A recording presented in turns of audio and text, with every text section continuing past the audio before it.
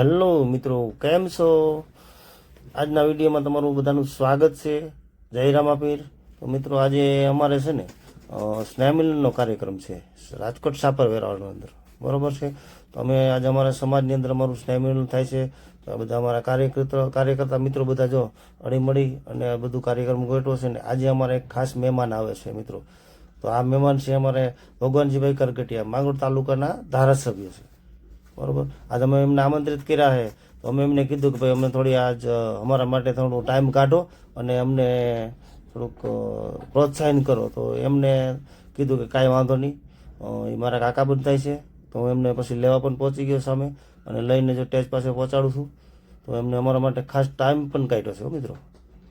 અને ટાઈમ કાઢ્યો હોય તો આપણે એનું સ્વાગત પણ કરવું જોઈએ મિત્રો. સ્ટેજ સુધી પહોંચાડ્યા છે અમે એમને.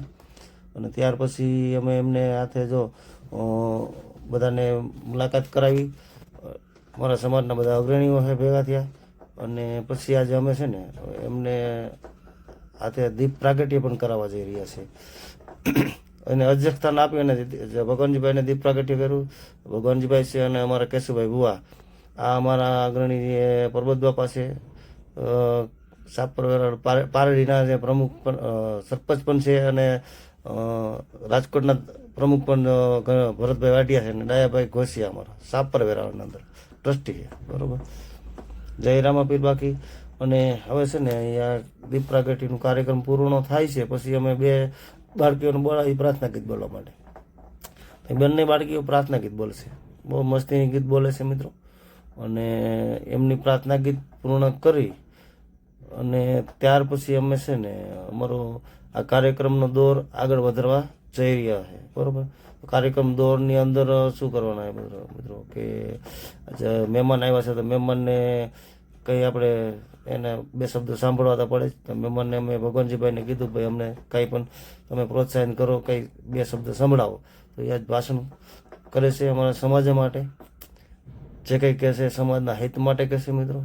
કે કોઈ રાજકારણનો પ્રોગ્રામ નથી કે આ સમાજ માટેનો છે, સમાજ માટે જ કહેશે.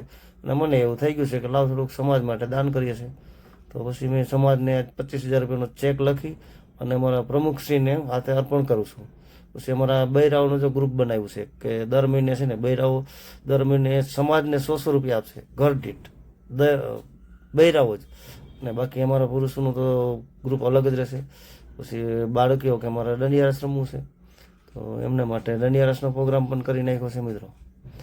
કે તો એક મજાનો પ્રોગ્રામ કરવાનો હોય છે સ્નેહ મિલન, એટલે પડી મળીને બધા ભેગા થતા હોય બરોબર. ત્યાર પછી હવે અમને લાગી ગઈ છે બધાને ભૂખ, તો બધા કે ચાલો જમી લઈએ મિત્રો. સાંજનો ટાઈમ પણ બહુ મોડો થઈ ગયો હતો એટલે અમે જમવા આવી ગયા છે બધા, બરોબર. તો જો બધા થોડા જમવાના બાકી હતા ને હવે છેલ્લે અમે 10-15 જણા હતા. તો અમે બધા હવે થાળી પણ લઈ લીધી છે.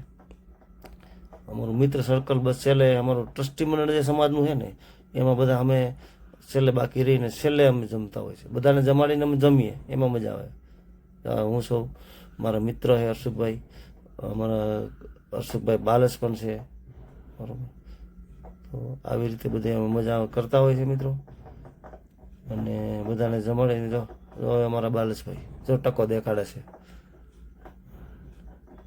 અમે થાળી લઈને ચાપડી ઉધ્યું લઈ લીધું છે. ત્યાર પછી જમવા બેસી ગયા છે. તો જમવામાં અમારા શૈલેષભાઈ છે, હર્ષુભાઈ છે, ત્યાર પછી બાલસભાઈ જો ટકો વગાડે કેવી મજા આવે છે. ત્યાર પછી અમારા બીજા અમારા ટ્રસ્ટી મને જો મરચું ખવડાવે છે મને. આ મિત્રો, આ વિડીયો સારો લાગ્યો હોય તો લાઈક કરજો, શેર કરજો અને સબસ્ક્રાઈબ કરવાનું ભૂલતા નહીં.